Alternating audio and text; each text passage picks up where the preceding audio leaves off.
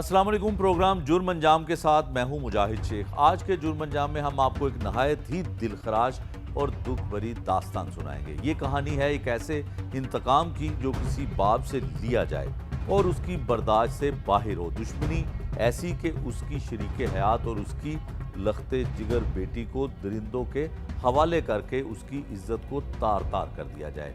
सोचने की बात यह है कि कैसी माँ और कैसी बीवी हो सकती है जो अपनी ही बेटी को उस जुल्म के हवाले कर दे। नाजरीन, सांदा के इलाके में 376 की दफात के तहत एक मुकदमा दर्ज किया गया जिसमें मुलजमान ने एक 13 साला बच्ची को ज्यादती का निशाना बनाया और इस जुर्म में शरीके जुर्म थी उस बच्ची की सुतेली माँ। ये जुर्म कैसे शुरू हुआ, इसकी इब्तदा कहाँ से हुई और इस जुर्म के पीछे कौन कौन शामिल था, ये सब कुछ जानने के लिए हम आपको सुनवाएंगे मुतासरा बच्ची और मुकदमे के मुद्दई वालिद की गुफ्तगू जो सारे राज खोल देता है। आइए सुनते हैं वालिद और मुद्दई मुकदमा की जुबान। खवातीन के खिलाफ कोई उनको हरासा करता है या कोई उनकी हुर्मत पर उंगली भी उठाता है तो वो अपने अंजाम को पहुंचता है। क्योंकि आपकी चीफ मिनिस्टर एक खातून है, मेरा ये ख्वाब है कि पंजाब माओं, बेटियों और बहनों के लिए महफूज तरीन जगह बने। आज की दुख भरी दास्तान जो है वो हमने प्रोग्राम के आगाज़ में आपको बताई। इंतहाई अफसोसनाक बात है और इसमें सुतेली माँ भी मुल्ज़मा करार पाई है जिस बच्ची के साथ जो है वो इज्तमाही तौर पे ज़्यादती की जाती रही। थाना सांदा पुलिस स्टेशन की हदूद में ये मुकदमा दर्ज हुआ है। इस मुकदमे का मुद्दई और मुतासरा जो बच्ची है उसका वालिद हमारे साथ है। ये सारी जो तकलीफ़ दे बात है इसकी ज़ुबानी जानते हैं और मालूम करते हैं कि आखिर बच्ची के साथ ऐसा क्यों किया गया और वो मुलजमान कौन थे। की नाम है ਤੁਹਾਡਾ? जी तारिक हुसैन। तारिक, की होया ਬੱਚੀ ਦੇ ਨਾਲ ਜ਼ਿਆਦਤੀ ਕਿਹਨਾਂ ਨੇ ਕੀਤੀ ਔਰ ਉਹਨਾਂ ਦੀ ਬੱਚੀ ਦੀ ਵਾਲਦਾ ਸੁਤੇਲੀ ਮਾਂ ਵੀ ਨਾਲ ਮੁਲਵਸ? जी सर तकरीबन 2025 11वें ਮਹੀਨੇ ਦੀ ਪਹਿਲੀ ਤਰੀਕ ਨੂੰ ਇਹੀ ਇਮਾਨ ਫਾਤਮਾ ਬੇਟੀ ਮੇਰੇ ਨੂੰ ਇਹਨਾਂ ਨੇ ਗਵਾਹ ਕੀਤਾ। ਨਾਲ ਸਟੇਲੀ ਇਮਾਨ ਫਾਤਮਾ ਦੀ ਮਾਂ ਔਰ ਮੇਰੀ ਮੌਜੂਦਾ ਬੀਵੀ ਇਹੀ ਮਿਲੀ ਹੋਈ ਸੀ। ਉਦੋਂ ਵੀ ਇਹੀ ਨੀਅਤ ਲੈ ਕੇ ਗਏ ਸਨ, ਲਿਹਾਜ਼ਾ ਮੈਂ ਬਾਰ ਵਕਤ ਕਾਰਵਾਈ ਕਰਵਾਈ और पुलिस ने इन्होंने को बरामद करवा के दे दी मेरी बेटी। मुकदमा दर्ज होया सी? जी सर, मुकदमा दर्ज होया सी। थाना केड़ा सी? जी सांदा थाने सी। राय जफर साहब तफ्तीशी सन, उन्होंने बरामद करके दी सर। ठीक है। लिहाजा सर ये ਉਹੀ ਖਾਰ ਰੱਖ ਸੀ ਇਹਨਾਂ ਨੇ ਮੇਰੇ ਤੇ। ਜਿਹੜੀ ਮੇਰੀ ਬੀਵੀ ਹੈ ਉਹਨਾਂ ਨੇ ਕਿਸੇ ਬੰਦੇ ਦੇ ਤਲਕ ਨਾਲ ਮਤਲਬ ਉਹਦੇ ਕੋਲ ਬੈਠੀ ਹੋਈ ਹੈ। ਉਹ ਬੰਦਾ ਮੇਰੀ ਬੇਟੀ ਤੇ ਬਾਜ਼ਾਨ ਸੀ ਦਾ ਬੰਦਾ ਹੈ, ਸੈयद ਵਾਲੇ ਦੇ ਰਹਿਣ ਵਾਲਾ ਹੈ। ਉੱਥੋਂ ਹੀ ਇਹ ਬਰਾਮਦ ਕਰਕੇ ਲਿਆਏ ਸਨ। ਪਹਿਲੇ ਵੀ ਇਮਾਨ ਫਾਤਮਾ ਨੂੰ ਔਰ ਮੇਰੀ ਮੌਜੂਦਾ ਬੀਵੀ ਨੂੰ ਵੀ ਲੈ ਕੇ ਆਏ ਸਨ। ਉਦੋਂ ਦੀ ਇਹਨੇ ਬੁਰੀ ਨਜ਼ਰ ਰੱਖੀ ਹੋਈ ਸੀ। ਲਿਹਾਜ਼ਾ ਜਿਹੜੀ ਇਹ ਹੁਣ ਗੁਜ਼ਰੀ ਚੌਥੇ ਮਹੀਨੇ ਦੀ 2 ਤਰੀਕ ਨੂੰ ਫਿਰ ਬੱਚੀ ਨੂੰ ਵਰਗਲਾ ਕੇ, ਕਿਉਂਕਿ ਬੱਚੀ ਸੀ ਉਹਦੇ ਭਰੋਸੇ 'ਚ ਆ ਜਾਂਦੀ ਸੀ। ਕਿੰਨੀ ਉਮਰ ਹੈ ਬੱਚੀ ਦੀ? ਬੱਚੀ ਸਰ 13 ਤੋਂ 14 ਸਾਲ ਦੇ ਕਰੀਬ ਉਮਰ ਹੈ। ਜੰਮਣ ਪਰਚੀ ਦੇ 14ਵੇਂ ਸਾਲ ਵਿੱਚ ਹੈ ਸਰ। कम उम्र बच्ची है और लिहाजा है कि तकरीबन अपनी माँ तो जुदाई होंदी हुई सी ते पालिया पोसिया इसलिए ਉਹਦੇ ਨਾਲ ਬੱਚਿਆਂ ਨਾਲ ਵੀ ਪਿਆਰ ਸੀ और ਵੀ ਪਿਆਰ ਸੀ। ਉਹਦੇ ਇਤਮਾਦ 'ਚ ਆ ਜਾਂਦੀ ਸੀ। ਜਿਹੜੀ ਮਾਂ ਦਾ ਇਸ ਤਰ੍ਹਾਂ ਪਿਆਰ ਹੋਵੇ ਇਸ ਤਰ੍ਹਾਂ ਕਰ ਸਕਦੀ? ਜੀ ਇਹੀ ਸਮਝ ਨਹੀਂ ਆਉਂਦੀ ਔਰ ਇਹੀ ਦੁੱਖ ਖਾਈ ਜਾ ਰਿਹਾ ਹੈ ਕਿ ਇਹਨੇ ਸਾਡੇ ਨਾਲ ਉਸ ਬੰਦੇ ਨੇ ਕੀ ਬਦਲਾ ਲੈਣਾ ਸੀ ਔਰ ਇਹਨੇ ਕੀ ਜ਼ੁਲਮ ਕਮਾਇਆ ਹੈ ਕਿ ਬੱਚੀ ਦੁਬਾਰਾ ਲੈ ਕੇ ਗਏ ਨੇ ਉੱਥੇ ਲਿਜਾ ਕੇ ਨਨਕਾਣੇ ਦੇ ਕੋਲ ਤਲਵੰਡੀ ਪਿੰਡ ਹੈ। ਤਲਵੰਡੀ ਪਿੰਡ ਜਨਾਬ ਇਹਨਾਂ ਨੇ ਜ਼ਿਆਦਤੀ ਕੀਤੀ ਹੈ ਔਰ ਇੱਕ ਨਾਮ ਦਾ ਬੰਦਾ ਹੈ ਜਿਹੜਾ ਦਾ ਆਸ਼ਿਕ ਬਣਿਆ ਹੋਇਆ ਸੀ ਔਰ ਉਹ ਬਗੈਰ ਨਿਕਾਹ ਤੋਂ ਰੱਖਿਆ ਹੋਇਆ ਸੀ ਉੱਥੇ ਆਪਣੇ ਕੋਲ ਉਹਨਾਂ ਨੂੰ ਵੀ। ਔਰ ਮੇਰੇ ਕੋਲ ਬਦਲਾ ਉਹੀ ਜਿਹੜਾ ਮੈਂ ਪਿੱਛੇ ਆਪਣੀ ਬੱਚੀ ਬਰਾਮਦ ਕਰਾ ਕੇ ਲਿਆਇਆ ਸੀ, ਉਹਦੀਆਂ ਭੈਣਾਂ ਪਕੜੀਆਂ ਗਈਆਂ ਸਨ। ਉਹਨੇ ਉਹ ਦੁੱਖ ਰੱਖਿਆ ਸੀ ਕਿ ਆਪ ਮੇਰੀਆਂ ਭੈਣਾਂ ਕਿਉਂ ਪਕੜਾਈਆਂ ਗਈਆਂ। ਲਿਹਾਜ਼ਾ ਸਰ ਮੈਂ ਹੱਕ 'ਤੇ ਸੀ। ਜਦੋਂ ਬੱਚੀ ਨਾਲ ਹੁਣ ਜ਼ਿਆਦਤੀ ਕੀਤੀ ਇਹਨਾਂ ਨੇ ਤੇ ਬੱਚੀ 8 ਦਿਨ ਨਾਲ ਰੱਖੀ ਉੱਥੇ ਆਪਣੇ ਕੋਲ। ਬੱਚੀ ਦੇ ਹਾਲਾਤ ਖਰਾਬ ਸੀ, ਲਿਹਾਜ਼ਾ ਮੇਰੇ ਤੋਂ ਕਤਰਾ ਰਹੇ ਸਨ ਕਿ ਮੇਰੇ ਸਾਹਮਣੇ ਨਾ ਆਏ ਬੱਚੀ। ਜਦੋਂ ਮੈਂ ਆਪਣੀ ਸੱਸ ਨਾਲ ਰਾਬਤਾ ਕੀਤਾ, ਮੈਂ ਕਿਹਾ ਮਾਂ ਜੀ ਮੇਰੇ ਬੱਚੇ ਸਾਰੇ ਹੀ ਗਾਇਬ ਨੇ। ਉਹ ਤਾਂ ਬੱਚੇ ਪਹਿਲੇ ਤਾਂ ਗਾਇਬ ਨੇ, ਹੁਣ ਇਮਾਨ ਫਾਤਮਾ ਨੂੰ ਵੀ ਲੈ ਗਏ ਨੇ ਤੇ ਕਹਿੰਦੀ ਕਿ ਉਹ ਵਾਪਸ ਆ ਜਾਏਗੀ। ਉਹਨੇ ਫਿਰ ਉਧਰ ਸ਼ਕੀਲਾ ਨਾਮ ਦੀ ਔਰਤ ਹੈਗੀ ਹੈ ਮੇਰੀ ਬੀਵੀ ਦੀ, ਦੂਰ ਦੀ ਕਜ਼ਨ ਹੈ, ਕਹਿੰਦੇ ਨੇ ਕਜ਼ਨ, ਲੇਕਿਨ ਮੈਂ ਨਹੀਂ ਕਦੀ ਵੀ ਦੇਖੀ। ਲੇਕਿਨ ਉਹਨੇ ਫੋਨ ਕੀਤਾ ਹੈ ਕਿ ਇਸ ਤਰ੍ਹਾਂ ਇਮਾਨ ਫਾਤਿਮਾ ਦਾ ਪਰਚਾ ਦੁਬਾਰਾ ਕਰਾ ਦੇਗਾ, ਤੁਸੀਂ ਨਾ ਉਹਦੀ ਬੇਟੀ ਵਾਪਸ ਭੇਜੋ। ਕਹਿੰਦੇ ਨੇ ਕਿ ਅਸੀਂ 1-2 ਦਿਨਾਂ ਤੱਕ ਭੇਜ ਦਿੰਦੇ ਹਾਂ। ਲੇਕਿਨ ਮੇਰੀ ਬੇਟੀ ਜਦੋਂ ਮੇਰੇ ਕੋਲ ਆਈ ਉਹ ਮੈਨੂੰ ਦੱਸਦੀ ਸੀ ਪਾਪਾ ਵੀ ਮੇਰੀ ਤਬੀਅਤ ਖਰਾਬ ਸੀ, ਮੈਨੂੰ ਇਹ ਹਸਪੀਟਲ ਵਗੈਰਾ ਲੈ ਕੇ ਜਾਂਦੇ ਸਨ, ਮੈਡੀਸਨ ਵਗੈਰਾ ਲੈ ਕੇ ਦਿੰਦੇ ਸਨ, ਮੈਨੂੰ ਇਹ ਜਲਦੀ ਤਾਂ ਰੇਪ ਕਿੰਨੇ ਬੰਦਿਆਂ ਨੇ ਕੀਤਾ? ਇਹ ਸਰ 2 ਬੰਦਿਆਂ ਨੇ। 2 ਬੰਦਿਆਂ ਨੇ। ਇੱਕ ਨਾਮ ਦਾ ਬੰਦਾ ਜਿਹਨੂੰ ਇਹ ਪਹਿਲੇ ਤੋਂ ਹੀ ਜਾਣਦੀ ਸੀ ਕਿਉਂਕਿ ਪਹਿਲੇ ਰਹਿ ਕੇ ਆਈ ਸੀ, ਉਹਨੂੰ ਇਹ ਪਛਾਣਦੀ ਸੀ। ਤੇ ਜਿਹੜਾ ਦੂਸਰਾ ਦੋਸਤ ਆਇਆ ਹੈ ਉਹਨੇ ਫੋਨ ਕਰਕੇ ਬੁਲਾਇਆ ਹੈ ਤੇ ਨਾਦੀਆ ਨੇ ਇਹਦੇ ਮੂੰਹ ਤੇ ਇਹਦਾ ਹੀ ਦੁਪੱਟਾ ਉਤਾਰ ਕੇ ਨਾ ਤੇ ਅੱਖਾਂ ਤੇ ਇਸ ਨਾਲ ਲਪੇਟ ਦਿੱਤਾ ਹੈ। ਉਹਦੀ ਪਛਾਣ ਨਹੀਂ ਹੈ ਇਹਨੂੰ। ਅੱਛਾ ਸਰ ਉਧਰੋਂ ਫਿਰ ਇਹਨੂੰ ਗੱਡੀ ਤੇ ਬਿਠਾਉਂਦੇ ਨੇ ਤਕਰੀਬਨ 8 ਦਿਨ ਬਾਅਦ, ਯਾਨੀ ਕਿ 2 ਤਰੀਕ ਦੀ ਗਈ ਹੋਈ 10 ਤਰੀਕ ਨੂੰ ਆਉਂਦੀ। FIR ਕਰਵਾਤੀ ਸੀ? ਨਹੀਂ ਸਰ ਉਦੋਂ ਨਹੀਂ ਕਰਵਾਈ ਸੀ। ਅੱਛਾ। ਤਕਰੀਬਨ FIR ਹੁੰਦੀ ਹੈ 15 ਤਰੀਕ ਨੂੰ, ਜਦੋਂ ਬੱਚੀ ਘਰ ਆਂਦੀ? ਜਦੋਂ ਬੱਚੀ ਘਰ ਆਉਂਦੀ ਹੈ 2-3 ਦਿਨ ਤੋਂ ਇਹ ਗੁੰਮਸੁਮ ਰਹਿੰਦੀ ਸੀ। ਮੈਂ ਪੁੱਛਦਾ ਸੀ, ਮੈਂ ਕਿਹਾ ਬੇਟਾ ਕੋਈ ਮਸਲਾ ਹੈ ਤਾਂ ਦੱਸ, ਤੂੰ ਪਰੇਸ਼ਾਨ ਹੈ, ਬਹੁਤ ਜ਼ਿਆਦਾ ਪरेशान है, कोई मसला है, कोई है, पहले की तरह तो नहीं है।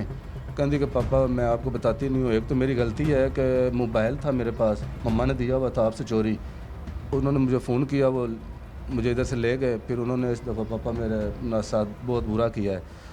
फिर माँ हो तो बेटी उसको ज़रा खुल के बता सकती है, और मैं बाप था, मुझे बताने में भी उसको भी दुश्वारी थी, और मैं भी इतनी दिलचस्पी नहीं लेता था कि यार कोई ऐसी बात होगी तो बता देगी। लेकिन फिर जब फुफ्फो इसकी आई है मेरे पास, मेरी बहन, और मुझे इसने रो के बताया कि पापा मेरे साथ ये ज़्यादती इन्होंने की है, और मेरी इन्होंने नाज़ेबा तस्वीरें बनाई हैं, और मम्मा ने ना ऐसे मेरी आंखों पे दुपट्टा दे दिया था। एक था जिसकी बहनों को आपने पकड़वा के तो लाए थे पिछली दफ़ा मुझे, तो उसका एक दोस्त आया है। ਅੱਛਾ, ਇਹ ਦੱਸੋ ਕਿ ਬੇਟੀ ਜਿਹੜੀ ਹੈ ਉਹਨੇ ਦੱਸਤਾ, ਫਿਰ ਤੁਸੀਂ ਉਹਦੇ ਬਾਅਦ FIR ਕਰਵਾਈ, ਮੈਡੀਕਲ ਹੋਇਆ? जी सर मैं पहले FIR करवाने की कोशिश नहीं की थी, मैं पहले ही मैडिकल की कोशिश की थी।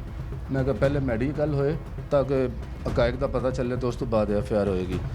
मैं गया सी जिला कचहरी, ਉੱਥੋਂ ਆਰਡਰ ਲੈ ਕੇ ਆਇਆ ਮੈਂ ਸਾਂਦੇ ਥਾਣੇ, ਲੇਕਿਨ ਸਾਂਦੇ ਥਾਣੇ ਵਾਲਿਆਂ ਅਦਾਲਤ ਦੇ ਆਰਡਰ ਤੇ ਮੈਡੀਕਲ ਨਹੀਂ ਕਰਵਾਇਆ। ਅੱਛਾ। ਇਹਨਾਂ ਨੇ ਉਹ ਸਾਈਡ ਤੇ ਕਰ ਦਿੱਤਾ ਹੈ ਪੇਪਰ। ਮੇਰੇ ਕੋਲ ਇਹਨਾਂ ਨੇ ਪੁੱਛਿਆ, ਦੱਸਿਆ, ਸਾਰੀ ਗੱਲ ਪੁੱਛੀ, ਮੈਂ ਦੱਸੀ, ਇਹਨਾਂ ਨੇ FIR ਕੱਟ ਦਿੱਤੀ ਹੈ। ਦੂਸਰੇ ਦਿਨ ਬਾਅਦ ਆਈਓ ਮੈਨੂੰ ਫੋਨ ਕੀਤਾ ਹੈ ਕਿ ਇਸ ਤਰ੍ਹਾਂ ਤੇਰਾ ਪਰਚਾ ਹੋ ਗਿਆ ਤੇ ਤੂੰ ਥਾਣੇ ਆ, ਬੇਟੀ ਨੂੰ ਲੈ ਕੇ ਆ। ਮੈਂ ਬੇਟੀ ਨੂੰ ਲੈ ਕੇ ਸਰ ਜਾਂਦਾ ਰਿਹਾ ਉੱਥੇ। ਤਕਰੀਬਨ 8-10 ਦਿਨ ਗੁਜ਼ਰਨ ਤੋਂ ਬਾਅਦ ਇਹਨਾਂ ਨੇ ਮੈਡੀਕਲ ਕਰਵਾਇਆ। ਜਦੋਂ ਇਹ ਮੁਲਜ਼ਮਾਂ ਨਾਲ ਵੀ ਰਾਬਤੇ 'ਚ ਹੋ ਚੁੱਕੇ ਸਨ ਤਾਂ ਕਿ ਇਹਨਾਂ ਨੇ ਡਿਲੇ ਕੀਤੀ ਹੈ ਖੁਦ ਹੀ, ਔਰ ਉਹਨਾਂ ਨੇ ਪਾਰਸਲ ਦਿੱਤਾ ਸੀ ਕਿ ਇਹ ਉੱਥੇ ਠੋਕਰ ਤੇ ਜਮ੍ਹਾਂ ਕਰਵਾਉਣਾ ਹੈ। ਜੋ ਬੱਚੇ ਦਾ ਮੁਆਇਨਾ ਕੀਤਾ ਉਹਨਾਂ ਨੇ ਸਾਰਾ ਡਾਕਟਰੀ ਮੁਆਇਨਾ ਕਰਕੇ, ਉਹ ਵੀ ਨਹੀਂ ਉਹਨਾਂ ਨੇ ਉੱਥੇ ਟਾਈਮ ਸਿਰ ਪਹੁੰਚਾਇਆ ਗਿਆ। ਲਿਹਾਜ਼ਾ ਮੁਲਜ਼ਮ ਵੀ ਨਹੀਂ ਪਕੜੇ, ਮੁਲਜ਼ਮਾਂ ਦੇ ਨਾਲ ਮਿਲ ਗਏ ਸਨ ਤੇ ਪੁਲਿਸ ਵਾਲੇ ਤੇ ਸਾਰੇ ਮਿਲੇ।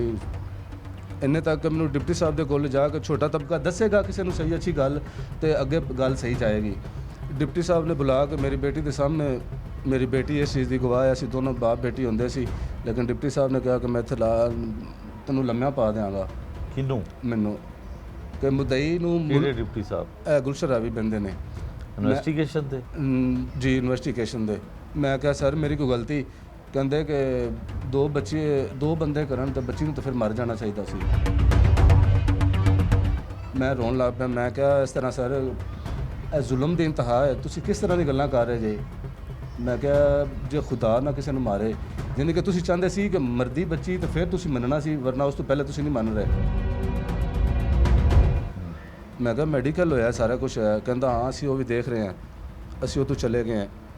ਮੁਲਜ਼ਮ ਵੀ ਕੋਲ ਬੈਠੇ ਸਨ, ਲੇਕਿਨ ਡਿਪਟੀ ਸਾਹਿਬ ਦੇ ਕੋਲ ਤੇ ਆਈਓ ਦੇ ਕੋਲ ਬੈਠ ਕੇ ਅਸੀਂ ਚਲੇ ਗਏ, ਔਰ ਮੁਲਜ਼ਮਾਂ ਨੇ ਉੱਥੇ ਸਾਰੀ ਗੱਲਬਾਤ ਕਰਕੇ ਸੈਟਿੰਗ ਕਰਕੇ ਫਿਰ ਉੱਠੇ ਨੇ। ਉਹਨਾਂ ਨੇ ਜਾ ਕੇ ਦਿਨ ਜ਼ਮਾਨਤਾਂ ਕਰਵਾ ਕੇ ਤੇ ਉਹਨਾਂ ਦੇ ਜਦੋਂ ਡਿਪਟੀ ਸਾਹਿਬ ਕੋਲ ਆਏ ਸਨ ਉਦੋਂ ਉਹਨਾਂ ਨੇ ਜ਼ਮਾਨਤਾਂ ਨਹੀਂ ਕਰਾਈਆਂ ਸਨ? ਜੀ ਉਹਨੇ ਕਰਵਾਈ ਸੀ ਇਕੱਲੇ ਨੇ ਜ਼ਮਾਨਤ। ਅੱਛਾ। ਉਹਦੀ ਇਕੱਲੇ ਦੀ। ਕਿੰਨੇ ਲੋਕ FIR ਵਿੱਚ ਨਾਮਜ਼ਦ ਨੇ? FIR ਸਰ 4 ਲੋਕ ਨਾਮਜ਼ਦ ਨੇ ਔਰ ਇੱਕ ਨਾਮਲੂਮ ਹੈ। ਅੱਛਾ। ਇੱਕ ਜਿਹੜਾ ਹੈ ਉਹ ਬੀਵੀ ਹੈ ਤੇਰੀ? ਜੀ ਸਰ। ਔਰ 2 ਮੁਲਜ਼ਮ ਨੇ ਜਿਨ੍ਹਾਂ ਨੇ ਜ਼ਿਆਦਤੀ ਕੀਤੀ? ਜੀ ਸਰ। ਤੇ ਤੀਸਰਾ ਕੌਣ ਹੈ? ਤੀਸਰੇ 2 ਭੈਣ ਭਾਈ ਨੇ ਜਿਹੜੇ ਇੱਥੋਂ ਨਾਲ ਲਿਜਾਵਣ ਵਿੱਚ ਮੁਲਵਸ ਸਨ। ਠੀਕ ਹੈ। ਉਹ ਤੇਰੀ ਬੀਵੀ ਦੇ ਕੀ ਲੱਗਦੇ ਸੀ? ਉਹ ਦੂਰ ਦੇ ਰਿਸ਼ਤੇਦਾਰ ਨੇ ਜੀ। ਠੀਕ ਹੈ। ਅੱਛਾ, ਫਿਰ ਕੀ ਹੋਇਆ? ਹੁਣ ਮੁਲਜ਼ਮ ਫੜੇ ਗਏ? ਮੁਲਜ਼ਮ ਨਹੀਂ ਪਕੜੇ ਗਏ ਜੀ। ਉਹ ਮਾਨਤ ਅਸੀਂ ਰੇਡ ਕੀਤੀ ਸੀ, ਲੇਕਿਨ ਬਾਅਦ ਸਮਝ ਲਓ ਕਿ ਉਹ ਇਹਨਾਂ ਨੇ ਅੱਛੀ ਤਰੀਕੇ ਨਾਲ ਰੇਟ ਵੀ ਨਹੀਂ ਕੀਤੀ। ਇਹਨਾਂ ਨੇ ਇੱਕ ਮੈਨੂੰ ਰਾਜ਼ੀ ਕੀਤਾ ਸੀ, ਰੇਟ ਨਹੀਂ ਕੀਤੀ ਸੀ। ਖਰਚਾ ਇਹਨਾਂ ਮੇਰਾ ਕਰਵਾ ਦਿੱਤਾ ਸੀ, ਗੱਡੀ ਵੀ ਨਹੀਂ ਸਰਕਾਰੀ ਲੈ ਕੇ ਅੱਛਾ ਗਏ। ਕਰਵਾ ਦਿੱਤਾ ਸੀ। ਜੀ ਸਰ, ਗੱਡੀ ਵੀ ਇਹਨਾਂ ਨੇ ਕਿਹਾ ਬਹਾਨੇਖੋਰੀਆਂ ਕਰਦੇ ਰਹੇ। ਇੰਨੇ ਤੱਕ ਅੰਚਾਰੀ ਸਾਹਿਬ ਨੇ ਵੀ ਕਿਹਾ ਕਿ ਗੱਡੀ ਨਹੀਂ ਹੈ, ਸਰਕਾਰੀ ਗੱਡੀ ਨਹੀਂ ਹੈ। ਸਰਕਾਰੀ ਗੱਡੀ ਦੀ ਬਜਾਏ ਮੈਂ ਫਿਰ ਪ੍ਰਾਈਵੇਟ ਗੱਡੀ 15,000 ਰੁਪਏ 'ਚ ਲੈ ਕੇ ਗਿਆ। 15,000 ਰੁਪਏ ਖੁਦ ਦਿੱਤਾ ਜੀ ਸਰ, ਪੱਲਿਓਂ ਦਿੱਤਾ ਸੀ ਮੈਂ ਇਕੱਲੇ ਨੇ ਆਪਣੇ ਪੋਕਟ 'ਚ। ਇਨਵੈਸਟੀਗੇਸ਼ਨ ਵਾਲਿਆਂ ਕੋਲ ਗੱਡੀ ਨਹੀਂ ਸੀ। ਜੀ ਸਰ, ਨਹੀਂ ਸੀ। ਪਹਿਲੇ ਕਹਿੰਦੇ ਸਨ ਕਿ ਡਿਪਟੀ ਸਾਹਿਬ ਨੂੰ ਫੋਨ ਕਰਨੇ ਆ, ਲੇਕਿਨ ਫਿਰ ਮੈਨੂੰ ਕਹਿੰਦੇ ਕਿ ਨਹੀਂ ਹੈ, ਤੂੰ ਅਗਰ ਫੋਲਡ ਕਰ ਸਕਣਾ ਤਾਂ ਫਿਰ ਹੀ ਰੇਟ ਹੋਏਗੀ। ਕੀ ਲਿਹਾਜ਼ਾ ਕਰਨਾ ਸੀ ਰੇਟ? ਸੈयद ਆਲੇ ਜੀ। ਸੈयद ਆਲੇ ਲੋਰੋਬਾਰ। ਜੀ ਸਰ। ਅੱਛਾ, ਫਿਰ 15,000 ਰੁਪਏ ਦਿੱਤਾ। ਜੀ ਸਰ, ਦਿੱਤਾ। ਗੱਡੀ ਕਰਾਈ ਜੀ 15,000। ਪੈਟਰੋਲ ਵੀ ਪਵਾਇਆ। ਜੀ ਪੈਟਰੋਲ ਵੀ ਪਵਾਇਆ, ਰੋਟੀ ਦਾ ਵੀ ਖਰਚਾ ਪੇ ਕੀਤਾ। ਕਿੰਨੇ ਪੈਸੇ ਲੱਗ ਗਏ? ਸਰ ਤਕਰੀਬਨ 30 ਤੋਂ 35,000 ਰੁਪਏ ਲੱਗ ਗਿਆ ਸੀ। ਮੁਲਜ਼ਮ ਫੇਰ ਨਹੀਂ ਫੜੇਗਾ? ਨਹੀਂ ਫੜੇ ਗਏ। ਫਿਰ ਹੁਣ ਮੁਲਜ਼ਮ ਕਿੱਥੇ ਨੇ? ਮੁਲਜ਼ਮ ਸਾਰੇ ਇਹਨਾਂ ਨੇ ਜਿਹੜੇ ਬੰਦੇ ਨੇ ਜ਼ਮਾਨਤ ਕਰਵਾਈ ਸੀ, ਉਹਦੀ ਪੁਲਿਸ ਨੇ ਜ਼ਮਾਨਤ ਵੀ ਵਾਪਸ ਕਰਵਾ ਦਿੱਤੀ ਹੈ ਔਰ ਪਰਚਾ ਵੀ ਫਾਰਗ ਕਰਾ ਦਿੱਤਾ। ਬੱਚਾ ਹੁਣ ਫਾਰਗ ਹੋ ਗਿਆ ਤੁਹਾਡਾ? ਜੀ। ਪਰਚਾ ਖਾਰਜ ਕਰਤਾ ਹੈ? ਜੀ। ਕੀ ਵਜ੍ਹਾ? ਇਹ ਵਜ੍ਹਾ ਤਾਂ ਨਹੀਂ ਪਤਾ ਇਹਨੇ ਵੀ ਸਰ ਵਜ੍ਹਾ ਕੀ ਹੈ। ਮੈਡੀਕਲ ਦੇ ਵਿੱਚ ਆਇਆ? ਮੈਡੀਕਲ ਵਿੱਚ ਆਇਆ ਹੈ ਤੇ ਔਰ ਸਰ ਡਾਕਟਰ ਸਾਹਿਬ ਨੇ ਮੈਨੂੰ ਬਿਲਕੁਲ ਉਹਨਾਂ ਨੇ ਕਿਹਾ ਹੈ, ਰੋਕ ਕੇ ਕਿਹਾ ਹੈ ਕਿ ਤੇਰੀ ਬੱਚੀ ਨਾਲ ਨਾ ਕੁਝ ਹੋ ਗਿਆ, ਲਿਹਾਜ਼ਾ ਇਹਦਾ ਤੂੰ ਇਹ ਬੀਵੀ ਨਾਲ ਰਾਬਤਾ ਨਾ ਰੱਖੀ, ਇਹਨੂੰ ਛੱਡ ਦੇਂ। ਜਿਨ੍ਹਾਂ ਨੇ ਮੈਡੀਕਲ ਕੀਤਾ? ਜੀ ਸਰ, ਜਿਨ੍ਹਾਂ ਨੇ ਹਸਪਤਾਲ ਵਿੱਚ ਹੋਇਆ ਸੀ ਮੈਡੀਕਲ? ਮੁੰਸ਼ੀ ਹਸਪੀਟਲ 'ਚ ਸਰ, ਪੁਲਿਸ ਦੀ ਮੌਜੂਦਗੀ 'ਚ ਹੋਇਆ ਸੀ। ਪੁਲਿਸ ਦੀ ਮੌਜੂਦਗੀ 'ਚ ਹੋ ਸਕਦਾ ਮੈਡੀਕਲ ਦੇ ਵਿੱਚ ਆਇਆ ਨਾ ਹੋਵੇ ਕੁਝ? ਸਰ ਮੈਡੀਕਲ ਵਿੱਚ ਆਇਆ ਹੈ ਜ਼ਰੂਰ ਹੈ। ਉਹਨਾਂ ਨੇ ਅਗਰ ਨਹੀਂ ਆਇਆ ਹੁੰਦਾ ਨਾ ਤਾਂ ਜਿਸ ਤਰ੍ਹਾਂ ਉਹਨਾਂ ਨੇ ਪਾਰਸਲ ਵਗੈਰਾ ਬਣਾ ਕੇ ਦਿੱਤਾ ਹੈ, ਉਹਨਾਂ ਨੇ ਉਦੋਂ ਹੀ ਕਹਿ ਦੇਣਾ ਸੀ ਕਿ ਨਹੀਂ ਆਇਆ ਕੁਝ।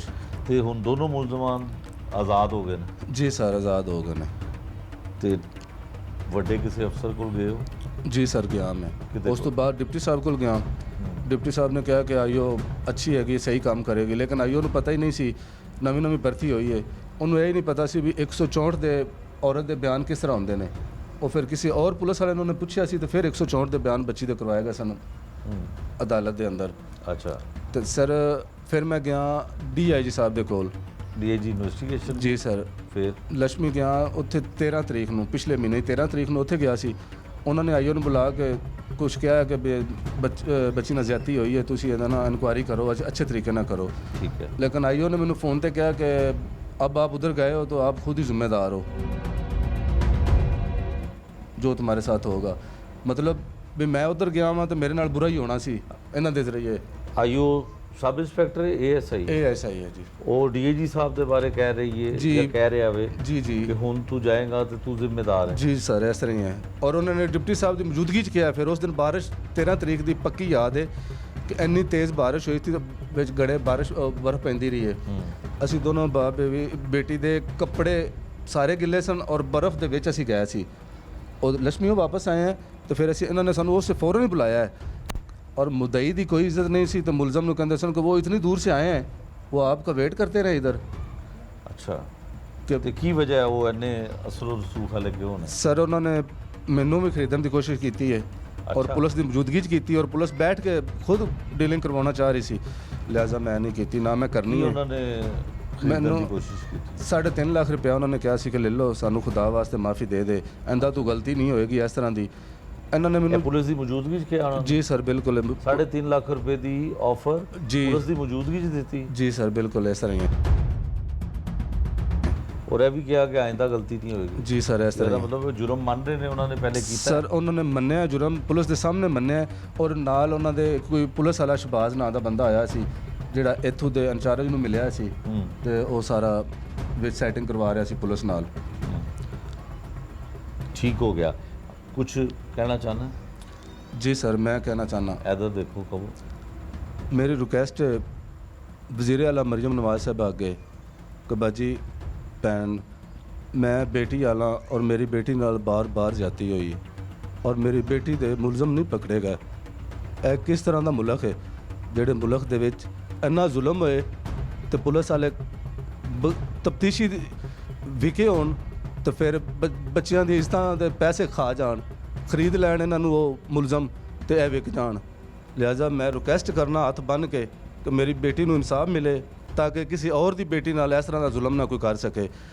ਮੁਲਜ਼ਮ ਮੰਨਦੇ ਨੇ, ਮੰਨਿਆ ਉਹਨਾਂ ਨੇ, ਤਫਤੀਸ਼ੀ ਇੰਚਾਰਜ ਡਿਪਟੀ ਸਾਹਿਬ DIG ਤੱਕ ਮੈਂ ਗਿਆ ਲੇਕਿਨ ਮੇਰੀ ਕੋਈ ਸੁਣਵਾਈ ਨਹੀਂ ਹੋਈ। ਮੇਰੇ ਕੋਲ ਟੋਕਨ ਮੌਜੂਦ ਨੇ, ਮੇਰੇ ਕੋਲ ਉਹਨਾਂ ਦੀ ਕਾਲਾਂ ਦੀਆਂ ਮਤਲਬ ਸਬੂਤ ਮੌਜੂਦ ਨੇ, ਟਾਈਮ ਟੇਬਲ ਮੌਜੂਦ ਹੈ ਕਿ ਮੈਨੂੰ ਕਦੋਂ ਬੁਲਾਉਂਦੇ ਸਨ ਤੇ ਜਿੱਥੇ ਜਿੱਥੇ ਬੁਲਾਉਂਦੇ ਸਨ ਮੈਂ ਜਾਂਦਾ ਰਿਹਾ, ਲੇਕਿਨ ਇਹਨਾਂ ਮੁਲਜ਼ਮਾਂ ਨਾਲ ਤਾਮਨ ਕੀਤਾ ਹੈ, ਮੁਦਈ ਨਾਲ ਨਹੀਂ ਤਾਮਨ ਕੀਤਾ।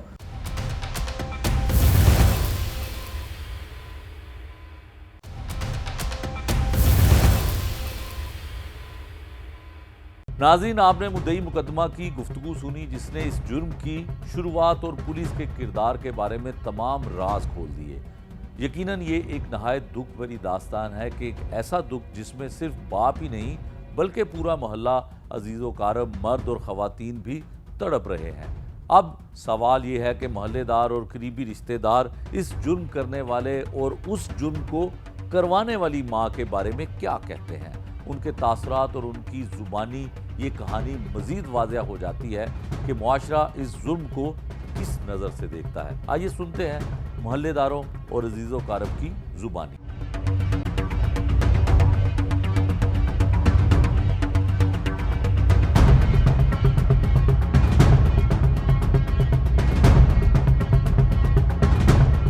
बेटा ना बच्ची ना उन्ना जड़ी नहीं है इनकी सुदेली माँ वो लैके गई है, इहदे नाल ज़्यादती कराई गई है ते 8 दिन उन्हें रखी है। इहदे बाप नूं पता लगा है, उन्हें लियांदी है ते ये बच्ची नहीं खामोश सी है, सादे बाप नूं नहीं दस्सिया। फिर इन्होंने पता लगा दी फुफ्फो नूं बताया, वो दस्सिया उन्होंने ते फिर इन्हां बाद च थाणे भी गए, अदालत च गए, उन्हें नहीं मन्नी सुनी। रिपोर्टां भी होईयां ने सारियां। कोई इन्हां दे जिहड़े हैगे सी ना मुजरम, उन्हां कोल पैसे लैके ते पुलिस ने कुछ नहीं किया। लिहाजा ये कि मरियम नमाज साढ़े इंसाफ देवे कि बच्चियां नाल इन ज़्यादतियां करन। माँ सुदेली ने लिजा के आदे आशक कोल करवाया और 4 बच्चियां होर भी नाल लैके गई, वो भी बच्ची वड्डी सारी हैगी तो उनदे नाल भी वो भी अगे छड्डी हुई सू। 2-3 बच्चियां वो भी किसी छड्डियां हुई सू। तो बेटा असीं तय होएगा हथ जोड़ के कहने कि बच्चियां दी अज साडे गरीबां दी बच्चियां नाल इस तरह हो रहा ना, तो इंशाअल्लाह किसी दी बच्चियां नाल ना इस तरह। लिहाजा असीं मरियम नमाज ते अपील करने कि सानू इंसाफ मिले और नादिया भी आवे और मुजरम भी आवे, वो साढ़े सामने आवन तो फिर उन्होंने सजा मिले। असी ये चाहते हैं कि बच्ची ना बहुत ज़्यादती हुई है, सुदेली माँ ने करवाई है आदे आशक को उसका तो वो बच्चियां दूसरियां भी 4 और बच्चियां वो भी बच्चे भी सानू मिलने चाहिए ने। तो असी मरियम नमाज ले असी अपील करने, साड़ी रिक्वेस्ट है कि सानू इंसाफ मिलना चाहिए तो लिहाजा कि हर बच्चियां नाल ना इस तरह होवे। इहदे नाल बहुत ज़्यादती हुई है बेटा। देखो अगे 2-3 बारी हुई है, 2 बारी तो असी नहीं हुई तो नहीं किया, तो इस बारी बहुत ज़्यादती हुई है बच्ची नाल। देखो छोटी उम्र च बच्ची है तो ज़्यादती होवे तो किते है। असी मरियम नमाज अगे मेरी साड़ी अपील है भी साड़ी इंसाफ सानू मिल जाए, इंसाफ मिलनी चाहिए। देखो जी सारियां दियां इज्जतां हुंदियां ने, सारियां नूं इज्जतां प्यारियां ने। साड़ियां भी 4 बच्चियां हुण वो लैके गई हुई। देखो जी बीवियां लड़दियां ने तो अपने मापियां ते जांदियां ने, बीवियां लड़दियां ने अपने मापियां ते तो मापियां ते नहीं जाती तो बंदियां कोल फड़ के लियाई दी, होर बंदियां कोल जाके फड़ के लियाई। जिन्नी बारी भी गई वगैरह बंदियां कोल फड़ के लियाए, पेकियां ते जांदी ही नहीं है। तो मेरा पुत्र साड़ी मरियम नवाज अगे अपील है साड़ी हेल्प की जाए। बस मेरे बच्चे दी बड़ा परेशान हैगा, बहुत परेशान है। एक बारी डिग्गिया मेरा पुत्र चुक के लिया, रात को काम करके आ रहा सी तो रस्ते च डिग्गिया तो सानू किसी ने ना उसचों नंबर कढ़ के फ़ोन किया तो मेरा बेटा चुक के लिया। ज़्यादती की उन्हें बच्ची नाल। दूसरा है कि बार बच्चों लैके माँ बाप तो नहीं जाना, होर किसी के घर जाना, जो उनका दोस्त है उनके को जाती तो बच्ची ने ज़्यादती उन्हें कराई। मेरे दिओर ने अज तक किसी दस्या नहीं, किसी को विच अपने गल करता रहा। यह हुण अखीर दी बाकी सी अक उठिजियां पता रहा कि सानू इंसाफ मिलना चाहिए। साड़ी बच्ची ने ज़्यादती की तो यह जी ना कुड़ी भी तो उनका दोस्त भी सानू मिलना चाहिए। बड़ी ज़्यादती की, बहुत ज़्यादा ही वो ज़्यादती करती। बच्चियां साड़ी दूसरियां सानू मिलावे, क्योंकि सतेला प्यो कभी भी नहीं मिलन देवेगा। जो इस बच्ची ने किया वो तो नहीं कर सकता उन्होंने बच्चियां नाल भी। यह साढ़ा बड़ा जुल्म 2-3 साल हो गए मेरे दिओर नूं जलील कर रही हो तो मिल भी नहीं रही तो ना बच्चे मिला रही। तो इन्होंने नाल ना तकरीबन 2-3 दफ़ा 4 दफ़ा हो गए ज़्यादती हो रही, बहुत ज़्यादा ज़्यादती हो रही। मतलब कि मामी मेरी पहले चले जाते हैं इतों, मतलब कि दस्से पुच्छे तो बगैर चले जाते हैं। ठीक है, पता चलता है भी अपने माँ प्यो कोल गए, उत्थे नहीं होंदी। ठीक है, होर किसी बंदे कोल होंदी, नाम दा बंदा ਉਹਦੇ ਕੋਲ चली जाती। ठीक है, मतलब कि मामू साढ़े ने पहले सानू ना दस्सिया नहीं सी। ठीक है, यह जिहड़ी ज्यादती हुई ना, इस ज्यादती के बारे सानू मतलब कि पता चलिया, दस्सिया उन्हें। ठीक है, तो बहुत बेचारे ना मतलब कि टेंशन दे विच रात नूं अगर काम तो घर आते हैं, इत्थे रह रहे हैं मेरे कोल। ठीक है, तो बहुत टेंशन च होंदे ने। मतलब कि असीं कहने मामू जी तुसीं क्यों टेंशन लै, वो यह कहते ने भी 4 बच्चियां मेरियां उधर ने। ठीक है, बीवी की भी परेशानी होंदी, इज्जत है, इज्जत की तो परेशानी होंदी ही ना। ठीक है, तो एक बेटी नाल मेरे नाल ज्यादती होगी तो परेशानी थोड़ी। ठीक है, तो मरीम नवाज़ अगर अपील कीजिए। ठीक है, भी इंसाफ जो भी है अच्छा से अच्छा इन्हों से हो। ਅਸੀਂ ਜੀ ਮਹੱਲੇਦਾਰ ਹੈਗੇ ਆ, ਇਹਨਾਂ ਨੇ ਜ਼ਿਆਦਤੀ ਹੋਈ ਹੈ ਇਹ ਬੱਚੀ ਨਾਲ, ਇਹ ਮਿਹਰਬਾਨੀ ਹੋ ਜਾਵੇ, ਇਹ ਜਿਹੜੀ ਜ਼ਿਆਦਤੀ ਹੋਈ ਇਹਨਾਂ ਦਾ ਜਿਹੜਾ ਨਾ ਜੀ ਇਹ ਜੋ ਵੀ ਮਸਲਾ ਹੈ ਨਾ ਇਹ ਸਿੱਧਾ ਹੋਣਾ ਚਾਹੀਦਾ ਹੈ। ਇਹ ਗਰੀਬ ਆਦਮੀ ਨੇ, ਛੋਟੇ ਛੋਟੇ ਬੱਚੇ ਨੇ, ਮਿਹਨਤ ਮਜ਼ਦੂਰੀ ਕਰਦੇ ਨੇ, ਇਹ ਐਸੇ ਵੈਸੇ ਬੰਦੇ ਨਹੀਂ ਹੈਗੇ, ਨਾ ਇਹ ਜ਼ਿਆਦਤੀ ਕਿਸੇ ਨਾਲ ਕਰਦੇ ਨੇ, ਲਿਹਾਜ਼ਾ ਮਿਹਰਬਾਨੀ ਹੋ ਜਾਵੇ ਇਹਨਾਂ ਦਾ ਇਹ ਮਸਲਾ ਜਿਹੜਾ ਨਾ ਸਿੱਧਾ ਹੋ ਜਾਵੇ। ਸਾਡੀ ਭਾਈਜਾਨ ਅਰਜ਼ ਇਹ ਹੈਗੀ ਹੈ ਕਿ ਇਸ ਭਾਈਜਾਨ ਨੇ ਜੋ ਜ਼ਿਆਦਤੀ ਹੋਈ ਹੈ ਬੱਚੀ ਨਾਲ, ਇਸ ਬੱਚੀ ਨੂੰ ਇਨਸਾਫ ਮਿਲਿਆ ਜਾਵੇ।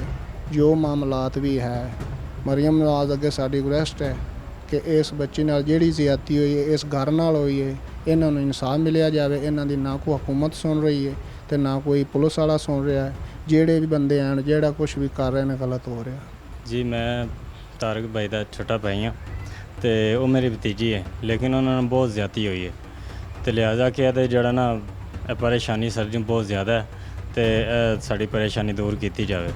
ਔਰ ਉਸ ਤੋਂ ਬਾਅਦ ਕਿ ਸਾਨੂੰ ਮਰੀਮ ਨਵਾਜ਼ ਦੇ ਅੱਗੇ ਇਹ ਅਪੀਲ ਹੈਗੀ ਹੈ ਕਿ ਇਹ ਇਨਸਾਫ ਮਿਲੇ, ਕਿਉਂਕਿ ਬੀਵੀਆਂ ਨਾਰਾਜ਼ ਹੋ ਕੇ ਜਾਂਦੀਆਂ। 2 ਦਫਾ ਪਹਿਲੇ ਗਈ ਹੈ ਤੇ ਪਹਿਲੇ ਵੀ ਲੈ ਕੇ ਗਈ ਹੈ ਤੇ 2 ਦਫਾ ਪਰਚਿਆਂ ਦੇ ਨਾਲ ਹੀ ਵਾਪਸ ਆਈ ਹੈ ਤੇ ਹੁਣ ਤੀਸਰੀ ਦਫਾ ਦੁਬਾਰਾ ਜਦੋਂ ਲੈ ਕੇ ਗਈ ਹੈ ਨਾ ਤੇ ਉਹਨਾਂ ਨਾਲ ਜ਼ਿਆਦਤੀ ਕੀਤੀ ਗਈ ਹੈ ਤੇ ਅਸੀਂ यही कहना है कि सानू इंसाफ मिले बस। ये मेरे मामू हैं, तारक साहब जो हैं ये मेरे मामू हैं, लेकिन जो हमारी मामी ने है ना वो इनसे कोई बर्ताव अच्छा नहीं करती। लेकिन लिहाजा में ये चाहिए कि मरीम नवाज़ से ये गुजारिश है कि हमारे मामू को जो है ना इंसाफ दिया जाए। बाकी जो जब भी जाती है ज़्यादती करके जाती है, जब भी आती है बच्चों के साथ और बच्चे भी साथ ले जाती है। अब बच्ची जवान थी, उसको भी साथ लेकर गई है। अपना तो उसके किसी के साथ दिल है, लेकिन बच्चियों को भी साथ ले जाती, बच्ची के साथ भी ज़्यादती करवाती है। लेकिन यही अपील है मरीम नवाज़ के साथ कि मेरे मामू को जो है ना इंसाफ मिलना चाहिए।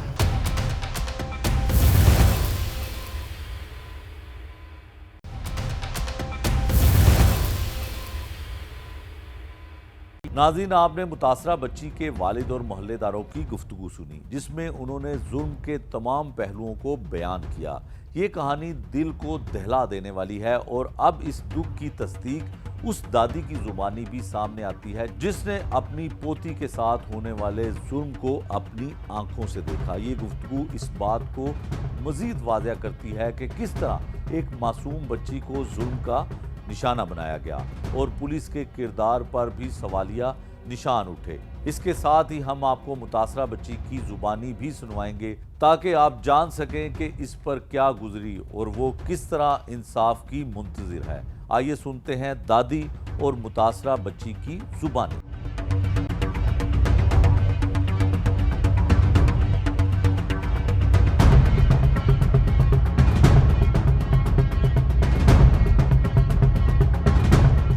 बाप की आपने सारी तफसील से बात सुनी जो इस मुकदमे का मुद्दई भी है।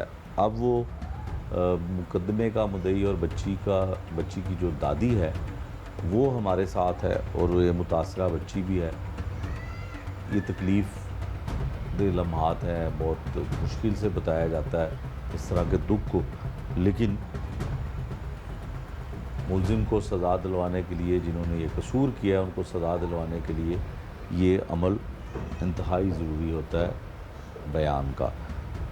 वालिदा जो दादी हैं बच्ची की, सबसे पहले उनसे जानते हैं ये क्या कुछ हुआ और इसमें कितनी हकीकत है। माँ जी दसो कि बच्ची ते 13 साल उम्र है दी जी, ते जिस तरह ਇਹਦੇ वालिद ने दसिया की हकीकत है? बिल्कुल ठीक है, जो क्या है ना वो बिल्कुल सही किया है। ਤੇ ਮਾਂ ਕੋਈ ਚਾਹੇ ਸੁਤੇਲੀ ਹੀ ਹੋਵੇ ਜੀ ਇਸ ਤਰ੍ਹਾਂ ਕਿਸ ਤਰ੍ਹਾਂ ਕਰ ਸਕਦੀ ਹੈ? ਬਸ ਜੀ ਮਾਂ ਨੂੰ ਇਹ ਤੀਸਰਾ ਚੱਕਰ ਹੋ ਗਿਆ, ਤੀਸਰੀ ਵੇਰੇ ਲੈ ਕੇ ਗਈ ਹੈ, ਦੋ ਵੇਰੇ ਅੱਗੇ ਲੈ ਕੇ ਗਈ ਹੈ ਤੇ ਵਾਪਸ ਕਰਾਈ ਬੱਚੀ। ਦੂਸਰੇ ਆਪਦੇ ਬੱਚੇ ਤੋਂ ਚਲੋ ਨਾਲ ਲੈ ਜਾਂਦੀ, ਉਹ ਇਸ ਬੱਚੀ ਨੂੰ ਵੀ ਲੈ ਕੇ ਗਈ, ਇਸ ਨੂੰ ਬਾਅਦ ਚ ਲੈ ਕੇ ਗਈ, ਪਹਿਲੇ ਉਹ ਜਿਹੜਾ ਨਾ ਦੂਸਰੇ ਬੱਚੇ ਨੂੰ ਲੈ ਗਈ। ਇਹਦੇ ਕੋਲ ਕਿਤੇ ਫੋਨ ਆ ਬੱਚੀ ਕੋਲ, ਬੱਚੇ ਨੂੰ ਫੋਨ ਦਿੱਤਾ 100 ਤੇ ਫੋਨ ਤੇ ਨਾ ਬੱਚੇ ਨੂੰ ਫੋਨ ਕੀਤਾ 100 ਮੈਂ ਦੁਕਾਨ ਤੇ ਚਲੀ ਗਿਆ ਤੇ ਬਾਪ ਇਹਦਾ ਬਾਹਰ ਕਿਤੇ ਚਲਾ ਗਿਆ ਹੈ ਕੰਮ ਕਾਰ ਤੇ। ਇਹ ਜਿਹੜਾ ਨਾ ਉਸ ਬੱਚੇ ਨੂੰ ਫੋਨ ਕੀਤਾ ਵੀ ਇੱਕ ਵਾਰ ਬਾਹਰ ਗੱਲ ਸੁਣ, ਉਹ ਬੱਚੀ ਨੂੰ ਲੈ ਗਏ। ਜਦੋਂ ਮੈਂ ਉਹਦੇ ਬਾਪ ਨੂੰ ਫੋਨ ਕੀਤਾ ਵੀ ਤਾਰਿਕ ਵੀ ਮਾਨ ਫਾਤਮਾ ਘਰ ਨਹੀਂ ਹੈ, ਤੇ ਉਸ ਫੋਨ ਜਿਹੜਾ ਨਾ ਉਹ ਪਰੇਸ਼ਾਨ ਹੋ ਗਿਆ, ਘਰ ਆ ਗਿਆ ਹੈ। ਉਸ ਮੈਨੂੰ ਆਖਿਆ ਵੀ ਬੱਚੀ ਕਿੱਧਰ ਜਾ ਰਹੀ। ਫਿਰ ਮੈਂ ਜਿਹੜਾ ਨਾ ਜਦੋਂ ਫੋਨ ਉਧਰ ਕੀਤਾ ਆਦੀ ਸੱਸ ਨੂੰ ਫੋਨ ਕੀਤਾ ਸੋ ਵੀ ਦੂਸਰੇ ਬੱਚੇ ਤੋਂ ਲੈ ਗਈ ਹੈ ਤੇ ਮੇਰੀ ਨਾਰਾਜ਼ ਹੋ ਕੇ ਗਈ ਸੀ ਉਹ ਪਹਿਲੇ ਜਾਂ ਵੈਸੇ ਹੀ ਗਈ ਸੀ? ਨਾਰਾਜ਼ ਹੋ ਕੇ ਗਈ ਸੀ। ਨਾਰਾਜ਼ ਹੋ ਕੇ? ਹਾਂਜੀ। ਤੇ ਕੀ ਲੱਗਦਾ ਤੁਹਾਨੂੰ ਕੋਈ ਇੰਤਕਾਮ ਲਿਆ ਉਹਨੇ? ਮਤਲਬ ਇਹ ਬੱਚੀ ਦੇ ਨਾਲ ਜ਼ਿਆਦਤੀ ਕਰਵਾਈ ਹੈ, ਗੱਲ ਠੀਕ ਹੈ? ਜੀ ਬਿਲਕੁਲ ਠੀਕ। ਤੇ ਕੋਈ ਇੰਤਕਾਮ ਲਿਆ ਉਹਨੇ ਮਾਂ ਨੇ? ਜੀ ਕੋਈ ਉਹ ਮਤਲਬ ਉਹ ਇਹਦੇ ਨਾਲ ਮਤਲਬ ਲੱਗਦੀ ਵੀ ਸੀ ਪਹਿਲੇ ਵੀ, ਮਤਲਬ ਪਤਾ ਸੌਕਣੀ ਆਂਗ ਤਾਂ ਹੁੰਦੀਆਂ ਮਤਲਬ ਔਲਾਦ ਦੇ। ਹਾਂਜੀ ਉਹ ਇਸ ਤਰ੍ਹਾਂ ਹੀ ਹੁੰਦੀ ਹੈ। ਤੇ ਇਹ ਸਾਰੀ ਗੱਲ ਬਾਪ ਨੂੰ ਦੱਸਦੀ ਸੀ ਜਾਂ ਮਤਲਬ ਇਹ ਗੱਲ ਇੰਜੇ ਜਾਂ 100 ਗੱਲ ਘਰ ਦੇ ਵਿੱਚ ਹੁੰਦੇ ਹਨ ਮਾਮਲਾਤ। ਉਹ ਜਿਹੜਾ ਨਾ ਜਦੋਂ ਬੱਚੇ ਦੀ ਨਾਨੀ ਨੂੰ ਫੋਨ ਕੀਤਾ ਮੇਰੇ ਬੇਟੇ ਨੇ ਤੇ ਉਸ ਆਖਿਆ ਵੀ ਤੂੰ ਪਰੇਸ਼ਾਨ ਨਾ ਹੋ, ਮੈਂ ਪਤਾ ਕਰ ਲੈਂਦੀ ਹਾਂ। ਉਸ ਜਿਹੜੀ ਹੈ ਨਾ ਉਹਦੀ ਭਾਂਜੀ ਹੈ ਸ਼ਕੀਲਾ ਨਾਂ ਦੀ, ਹਾਂ ਉਹ ਭਾਂਜੀ ਹੈ, ਉਹਦੇ ਨਾਲ ਜਿਹੜਾ ਨਾ ਉਸ ਆਖਿਆ ਵੀ ਇਸ ਤਰ੍ਹਾਂ ਨਾ ਉਹ ਉਹਦੀ ਬੱਚੀ ਦੂਸਰੀ ਵੀ ਤੁਸੀਂ ਲੈ ਕੇ ਆਏ ਨੇ ਤੇ ਉਹ ਬੱਚੀ ਉਹਦੀ ਭੇਜ ਦੇਵੋ, ਨਹੀਂ ਤਾਂ ਉਹ ਪਰਚਾ ਕਰਵਾ ਦੇਵੇਗਾ। ਉਹਨਾਂ ਆਖਿਆ ਵੀ ਪਰੇਸ਼ਾਨ ਨਾ ਹੋ, ਬੱਚੀ ਉਹਨਾਂ ਦੇ ਕੋਲ ਹੈ, ਉਹ ਭੇਜ ਦੇਣਗੇ। ਅੱਛਾ ਉਹ 8 ਦਿਨਾਂ ਬਾਅਦ ਉਹ ਬੱਚੀ ਨੂੰ ਉੱਥੋਂ ਨਾ ਗੱਡੀ ਬਿਠਾਇਆ ਇਹਨੇ ਤੇ ਇਹ ਘਰ ਫੁੱਫੋ ਦੇ ਗਈ, ਫੁੱਫੋ ਦੇ ਘਰ ਗਈ ਹੈ ਤੇ ਬੱਚੀ ਸਹਿਮੀ ਹੈ। ਅਸਕਰ ਮਾਂ ਪਿਓ ਨੂੰ ਤਾਂ ਪਤਾ ਹੁੰਦਾ ਵੀ ਸਾਡੀ ਔਲਾਦ ਖੁਸ਼ਹਾਲ ਆਈ ਹੈ ਜਾਂ ਕਿਸ ਤਰ੍ਹਾਂ ਦੇ ਮਤਲਬ ਜਿਹੜਾ ਨਾ ਉਹ ਜਦੋਂ ਬੱਚੀ ਨੂੰ ਵੇਖਿਆ ਨਾ ਤੇ ਮੈਂ ਉਸ ਆਖਿਆ ਵੀ ਬੇਟਾ ਤੂੰ ਬੜੀ ਪਰੇਸ਼ਾਨ ਹੈ। ਬੱਚੀ ਖਾਮੋਸ਼ ਰਹੀ ਹੈ। ਅਸਕਰ ਮਾਂ ਪਿਓ ਦਾ ਡਰ ਵੀ ਤਾਂ ਹੁੰਦਾ ਹੈ ਨਾ ਮਤਲਬ। ਅੱਛਾ ਡਰ 'ਚ ਉਹ ਜੋ ਫੁੱਫੀ ਆਈ ਹੈ, ਫੁੱਫੀ ਨੂੰ ਫਿਰ ਸਾਰੀ ਗੱਲ ਦੱਸੀ ਸੋ ਉਸ ਮੁਲਗਾ ਦੇ ਭਾਈ ਨਾਲ ਕੀਤੀ। ਫਿਰ ਉਹ ਅੱਗੇ ਉਹਨਾਂ ਜੋ ਵੀ ਮਾਮਲਾਤ ਕੀਤਾ ਹੈ ਉਹ ਸਾਰਾ ਕੁਝ ਮਤਲਬ ਉਹ ਹੁਣ ਬੱਚੀ ਤੋਂ ਪਰਚਾ ਖਾਰਜ ਕਰਤਾ ਪੁਲਿਸ ਨੇ? ਹਾਂਜੀ ਪਰਚਾ ਖਾਰਜ ਹੋਏਗਾ। ਹਾਂਜੀ ਨਹੀਂ ਝੂਠਾ ਨਹੀਂ ਝੂਠਾ ਨਹੀਂ ਹੈ। ਫਿਰ ਕਿਉਂ ਖਾਰਜ ਹੋ ਗਿਆ? ਬਸ ਉਹ ਵਿਕ ਗਏ ਨਾ, ਪੁਲਿਸ ਵਾਲੇ ਵਿਕ ਗਏ, ਪੈਸੇ ਉਹਨਾਂ ਲੈ ਲਏ 2-2.5 ਲੱਖ ਰੁਪਇਆ ਲੈ ਕੇ ਤੋਂ ਆਦਾ ਉਹਨਾਂ ਨਾ ਪਰਚਾ ਖਾਰਜ ਕਰ ਦਿੱਤਾ। ਪਹਿਲੇ ਉਹ ਇਹਨਾਂ ਦਿੰਦੇ ਰਹੇ ਨਾ ਪੈਸੇ, ਇਹ ਮੁੰਡੇ ਮੇਰੇ ਨਹੀਂ ਲੈ ਪੈਸੇ, ਇਹਦੇ ਬਾਪ ਨੂੰ ਦਿੰਦੇ ਸਨ 2.5 ਲੱਖ ਰੁਪਇਆ। ਹਾਂਜੀ ਦਿੰਦੇ ਸੀ। ਉਹ ਪੈਸੇ ਫਿਰ ਪੁਲਿਸ ਨੇ ਲੈ ਲਏ? ਹਾਂ ਉਹ ਪੁਲਿਸ ਲੈ ਕੇ ਤੇ ਉਹ ਪਰਚਾ ਖਾਰਜ ਕਰ ਦਿੱਤਾ। ਠੀਕ ਹੋ ਗਿਆ। ਇਸ ਆਖਾ ਇਨਸਾਫ ਮਿਲਣਾ ਚਾਹੀਦਾ, ਮੈਂ ਪੈਸੇ ਨਹੀਂ ਲੈਣੇ, ਮੇਰੇ ਬੱਚੇ ਨਾਲ ਜ਼ਿਆਦਤੀ ਹੋਈ ਹੈ ਤੇ ਇਨਸਾਫ ਤੁਸੀਂ ਮੈਨੂੰ ਦੇਵੋ। ਠੀਕ ਹੈ। ਉਹ ਇਨਸਾਫ ਦੇਣ ਦੇ ਲੈ ਬਾਵਜੂਦ ਉਹ ਜਿਹੜਾ ਨਾ ਪੁਲਿਸ ਵਿਕ ਗਈ ਤੇ ਵਿਕ ਤੇ ਪੈਸੇ ਜਿਹੜੇ ਨਾ। ਕੀ ਕਹਿਣਾ ਚਾਹੁੰਦੇ ਹੋ ਇਸ ਹਵਾਲੇ ਨਾਲ, ਕੀ ਹੋਣਾ ਚਾਹੀਦਾ? ਅਸੀਂ ਤਾਂ ਇਹ ਕਹਿਣਾ ਚਾਹੁੰਦੇ ਹਾਂ ਵੀ ਜੋ ਸਾਡੀ ਬੱਚੀ ਨਾਲ ਜ਼ਿਆਦਤੀ ਹੋਈ ਹੈ ਉਹ ਸਾਨੂੰ ਇਨਸਾਫ ਹੋਣਾ ਚਾਹੀਦਾ ਹੈ। ਮਰੀਮ ਨਿਵਾਜ਼ ਸਾਨੂੰ ਨਾ ਇਨਸਾਫ ਲੈ ਕੇ ਦੇਵੇ ਵੀ ਜਿਸ ਤਰ੍ਹਾਂ ਸਾਡੀ ਬੱਚੀ ਹੈ ਕਿਸੇ ਹੋਰ ਬੱਚੀਆਂ ਨਾਲ ਵੀ ਜ਼ਿਆਦਤੀ ਨਾ ਹੋਵੇ। ਪੁਲਿਸ ਵਾਲੇ ਨੂੰ ਉਹ ਤਨਖਾਹ ਨਹੀਂ ਦੇ ਰਹੀ, ਤਨਖਾਹ ਦੇ ਰਹੀ ਹੈ ਨਾ। ਪੁਲਿਸ ਵਾਲਿਆਂ ਦਾ ਕੰਮ ਹੈ ਇਨਸਾਫ ਕਰਨਾ, ਇਹ ਨਹੀਂ ਵੀ ਪੈਸੇ ਲੈ ਕੇ ਵਿਕ ਜਾਣਾ। ਠੀਕ ਹੈ। ਪੈਸੇ ਲੈ ਕੇ ਵਿਕਣਾ ਨਹੀਂ। ਬੱਚਿਆਂ ਦੀ ਮਾਂ ਪਿਓ ਖੈਰ ਕਿਸ ਤਰੀਕੇ ਨਾਲ, ਕਿਸ ਵਜ੍ਹਾ ਨਾਲ, ਕਿਸ ਮੌਜੂਦ ਤੇ ਬੱਚਿਆਂ ਨੂੰ ਪਾਲਦੇ ਸਾਂਭਦੇ ਹੈ ਤੇ ਜ਼ਿਆਦਤੀ ਹੈ ਜੀ ਕੋਈ ਹਰ ਕੋਈ। ਉਹ ਸਾਨੂੰ ਦੋਹਾਂ ਬੱਚਿਆਂ ਦਾ ਵੀ ਖਤਰਾ ਹੈ, 2 ਹੀ ਬੱਚੀ ਵੀ ਹੁੰਦੇ ਜਿਹੜੀ ਜਵਾਨ ਹੈ। ਵੀ ਆਵੇ ਉਹਨੂੰ ਫੜਿਆ ਜਾਵੇ ਜਿਸ ਜ਼ਿਆਦਤੀ ਕਰਵਾਈ ਹੈ, ਬੁਲਾ ਕੇ ਨਾਲ ਉਹ ਜਿਹੜਾ ਹੁੰਦਾ ਆਸ਼ਿਕ ਹੈ ਉਹ ਆਵੇ। ਉਹ 4 ਬੱਚੀਆਂ ਹੋਰ ਵੀ ਉਹਨਾਂ ਦੇ ਕੋਲ, 5ਵਾਂ ਬੱਚਾ ਹੈ ਇਹ ਜੀ। ਉਹ ਬੱਚੇ ਨਾਲ ਸਾਨੂੰ ਮਿਲਣੇ ਚਾਹੀਦੇ ਨੇ। ਨਾਲੇ ਜਿਹੜੇ ਨਾ ਉਹ ਮਤਲਬ ਮਰੀਮ ਨਿਵਾਜ਼ ਅੱਗੇ ਰਿਕੁਐਸਟ ਹੈ ਵੀ ਸਾਡੇ ਬੱਚੇ ਜਿਹੜੇ ਨਾ ਸਾਨੂੰ ਵਾਪਸ ਮਿਲਣੇ ਚਾਹੀਦੇ ਨੇ। दूसरी गल है भी इंसाफ मिलना चाहिए।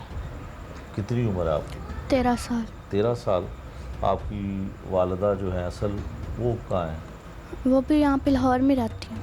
लाहौर में रहती हैं जी। आपके वालिद और वालिदा की सेपरेशन हो गई, अलहदगी हो गई, तो आप अकेली बहन हो? हाँ जी। वालिदा कभी मिलती है? नहीं। नहीं मिलती। आप वालिद के पास ही रही हो? जी। ये जो दूसरी वालिदा है आपकी, जो सौतेली माँ है जी, ये प्यार व्यार करती थी आपसे, आपका ख्याल रखती थी? हाँ जी, पहले रखती थी ख्याल वगैरह। अच्छा, फिर क्या हुआ? वालिद के साथ ये नाराज़ होकर क्यों गई? बस वैसे ही चली गई थी नाराज़ होकर। हैं? नाराज़ होकर चली गई थी पर बताया नहीं था। अच्छा चोरी गई थी पापा से। अच्छा, तो बहन भाई भी आपके उनके पास हैं? जी। तो क्या हुआ, ज़रा बता सकोगी कुछ? जो बयान आपने पुलिस को दिया है, जी। क्या बयान दिया? अदालत में भी आपने बयान दिया है? जी। क्या बयान दिया था? मैंने यही कहा था कि मम्मा ने मुझे फ़ोन दिया हुआ था, बट एक और फ़ोन मुझे किया था तो मैं फिर उनके साथ चली गई। तो मुझे ननकाना गांव लेकर गए थे। वहाँ पर शकीला जो उनकी मम्मा की कज़न है उसका घर था, तो वहाँ पर जाकर ना ज़्यादती की थी। एक और वहाँ कितने दिन रही हो? मैं वहाँ पे 8 दिन रही हूँ। हैं? 8 दिन रही हूँ। 8 दिन रही हो। अच्छा, फिर जी। क्या हुआ? फिर उसके बाद लेके कौन यहाँ से गया था? मम्मा और शकीला और उसका भाई शहबाज। वो इधर आए थे? जी। तो वो अपने पापा को बताए बगैर आप गई थी? जी। अच्छा, फिर क्या हुआ? फिर वो लोग वहाँ पर लेकर गए थे मुझे, तो वहाँ पर जाकर उन्होंने एक और लड़के को बुलाया था। रात को मम्मा लोगों ने फ़ोन किया तो फिर वो आया था, तो उसके बाद उसने अपने दोस्त को भी फ़ोन किया था, तो उसके बाद उन्होंने ज़्यादती की थी। ज्यादती की थी? जी। तो आपने वहाँ पे किसी को बताया? नहीं। आपकी मामा को पता था कि ये हुआ है? वो जी। भी मौजूद थी वहाँ पे? जी। झूठ तो नहीं बोल रही? नहीं, मैं झूठ नहीं बोल रही, सच अच्छा। कह रही हूँ। जी। तो पहले भी आप एक दफ़ा अपनी माँ के साथ चली गई थी, जी। तब भी ऐसा कुछ हुआ था? नहीं, तब नहीं हुआ तब था। नहीं हुआ था, जी। अब हुआ है? हाँ जी। तो फिर घर कैसे आई वापस? वहाँ से उन्होंने मुझे गाड़ी पे बिठा दिया था। गाड़ी ना- पे बिठा जी, दिया? यार। कौन सी गाड़ी? बस पे। अच्छा, बस पे जी। अकेली? हाँ जी। तो लाहौर कहाँ पहुँची थी? मैं लाहौर, वो कोई अड्डा था वहाँ से वहाँ पर आई, तो फिर वहाँ से रिक्शा वाले का अंकल को बताया था, तो फिर वो मैं वहाँ पे फुप्पो के घर आ गई थी। फुप्पो कहाँ रहती है? फुप्पो गुलशन रावी रहती हैं। अच्छा, उनके पास चली गई? जी। फिर क्या हुआ? फिर जाके मैंने फुप्पो को बताया था थोड़े दिनों 2-3 दिन बाद। 2-3 दिन बाद? जी। क्या बताया? कि ये सारा कुछ हुआ। फिर फुप्पो ने पापा को बताया था। अच्छा, तो फिर एफआईआर हुई? जी। आपका बयान लिया जी। इसमें? मेडिकल भी हुआ? जी। मेडिकल में ये साबित हुआ जो आपने कहा? हाँ जी। तो पुलिस ने पर्चा क्यों खारिज कर दिया? ये नहीं पता कि क्यों किया, उनसे पैसे ले लिए इसी वजह से।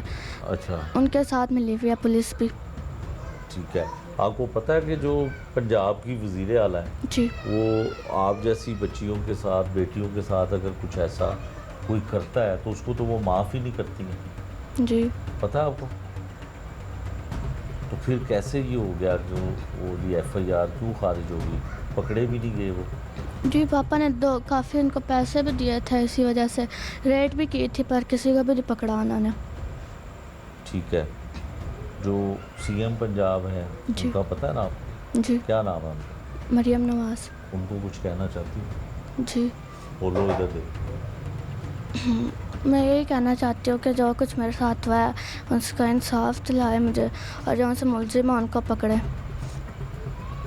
हाँ बिल्कुल जी, ये मासूम बच्ची है, 13 साल इसकी उम्र है, और सुतेली माँ ने जो कुछ किया इसके साथ, जो कुछ करवाया इसके साथ, ये इसने इसकी ज़ुबानी हमने आपके सामने रखा। इसने यही बयान अदालत में भी दिया, यही बयान इसने पुलिस में भी दिया, और ये भी बताती है बच्ची कि इसका मेडिकल भी हुआ, और इसी जानिब से ये भी बताया गया है कि मेडिकल में ज़्यादती होना साबित हुई। लेकिन क्या वजूहात हैं कि पुलिस ने ये मुकदमा खारिज कर दिया? अब तब्दीली तफ्तीश के लिए मुकदमे के मुद्दई ने दरख्वास्त दी है। आने वाले वक्त में पता चलेगा कि कितनी जल्दी इस एफआईआर की तब्दीली तफ्तीश का बोर्ड बैठता है और उसमें यह अहम फैसला होता है। दीगर रिश्तेदार इस ख़ानदान के, इस मुतासरा बच्ची के रिश्तेदार क्या कहते हैं वो भी हम आपको सुनाते हैं।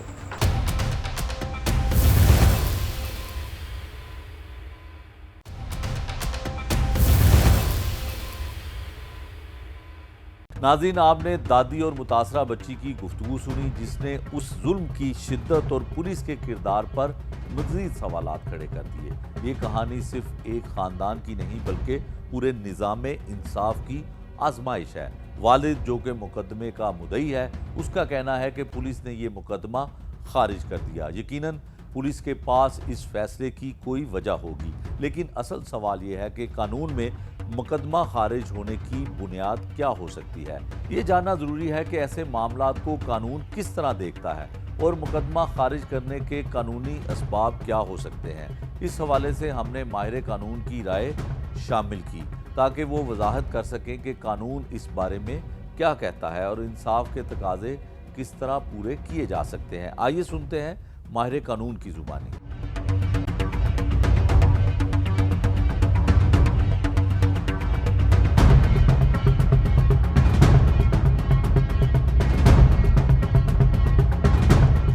देखें, ये जो गैंग रेप है इसकी सज़ा तो बहुत सख्त है और इस ऑफेंस की जो चार्ज है वो नॉन कंपाउंडेबल है।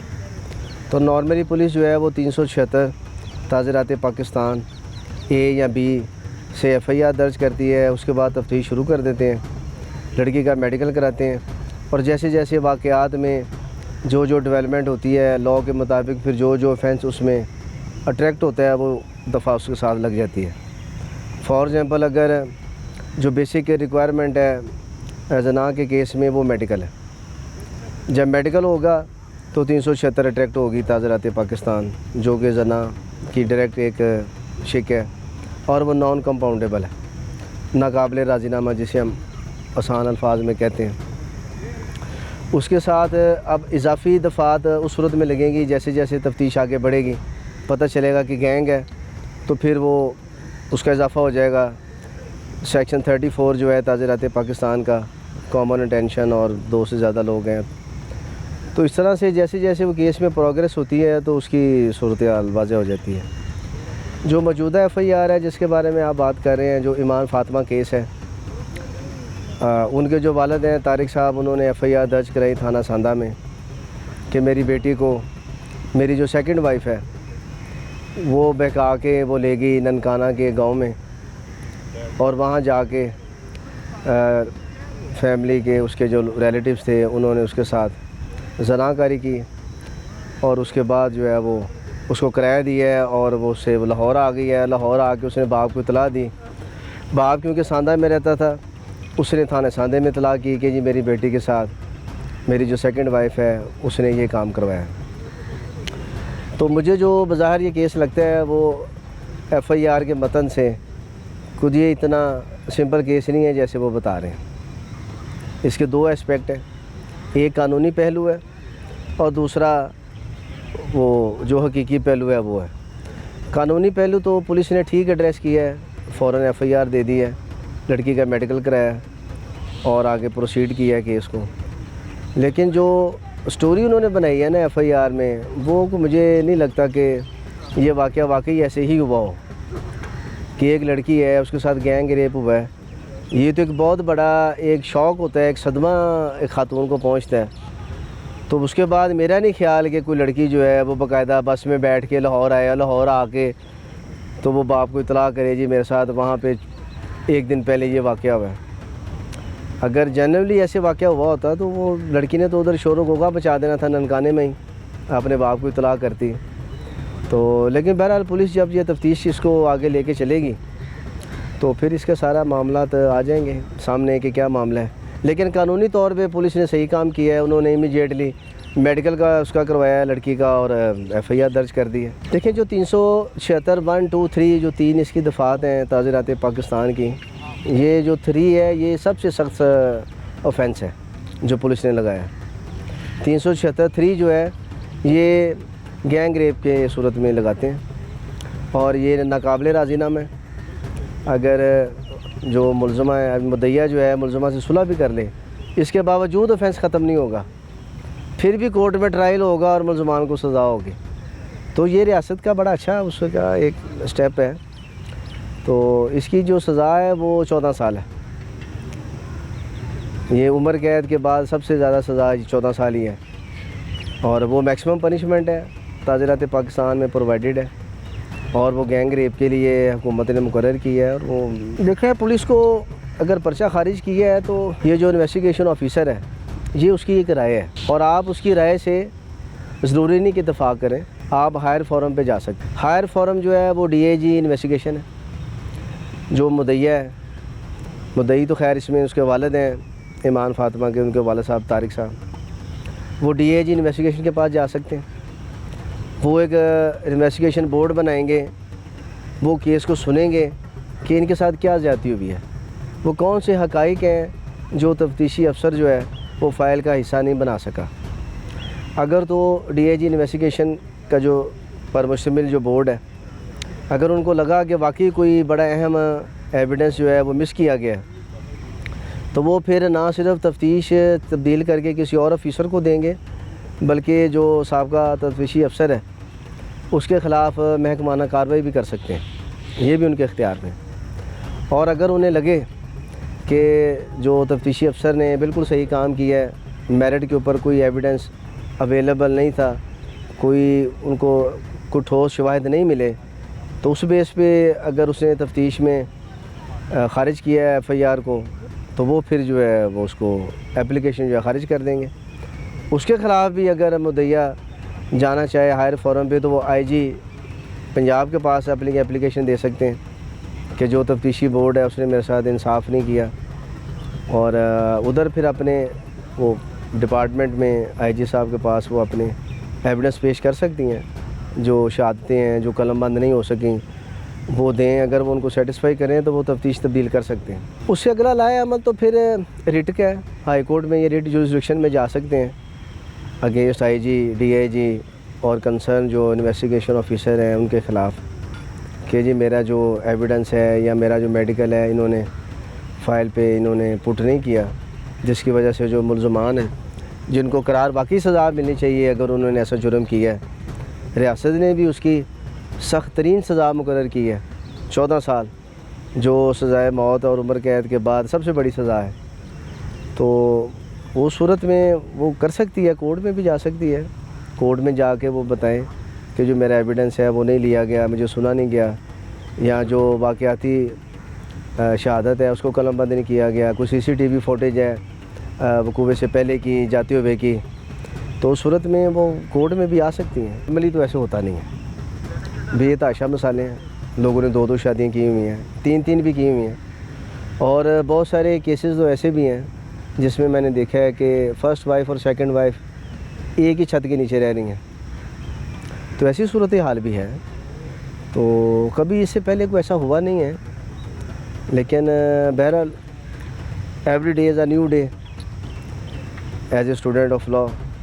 और आप देखें जब से ताज़ीर का कानून बना है पाकिस्तान में, आज से लेके कोई नई चीज़ें ही आ रही हैं, तो मुमकिन है ऐसा हुआ भी हो, हम लोग इसको डिनाई नहीं कर सकते, लेकिन आम रूटीन में इस तरह के वाक़यात होते नहीं हैं।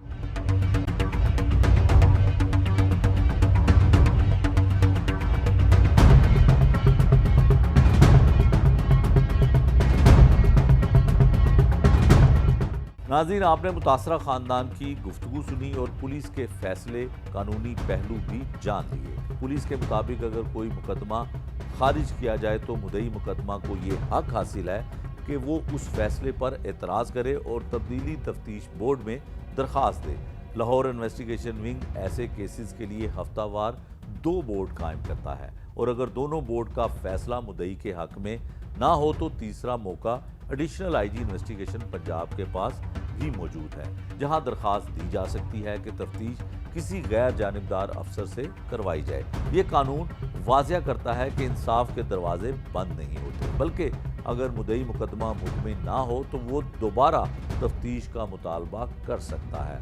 मुतासरा बच्ची के वालिद ने भी तब्दीली तफ्तीश बोर्ड में दरख्वास्त दे दी है और आइंदा बोर्ड में ये केस ज़ेरे बहस आएगा। कानून के मुताबिक इस बोर्ड को इख्तियार हासिल है कि वो जिस अफसर को चाहे तफ्तीश दोबारा करवाने का हुक्म दे। यहाँ अवाम के लिए एक अहम पैगाम है, इंसाफ के हसूल के लिए खामोशी इख्तियार करना सबसे बड़ी गलती है।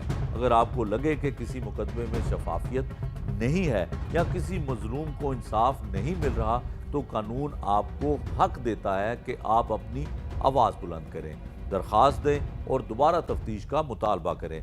मुआशरे की जिम्मेदारी है कि वो मजलूम के साथ खड़ा हो, क्योंकि जब आवाम जुल्म के खिलाफ मुत्तहद होते हैं तो इंसाफ की राहें खुद ब खुद खुल जाती हैं। याद रखें, इंसाफ सिर्फ अदालतों या पुलिस की जिम्मेदारी नहीं, बल्कि मुआशरे के हर फर्द की आवाज़ है। ये था आज का जुर्म अंजाम, जिसमें हमने एक ऐसे केस को आपके सामने रखा जिसने ना सिर्फ एक ख़ानदान बल्कि पूरे मुआशरे को झंझोड़ कर रख दिया। इंसाफ के तकाजे पूरे करना और मजलूम को तहफ़्फ़ुज़ देना हमारा इज्तिमाई फ़र्ज़ है। नए प्रोग्राम तक के लिए मुझे दीजिए इजाज़त। अल्लाह ने के बाद।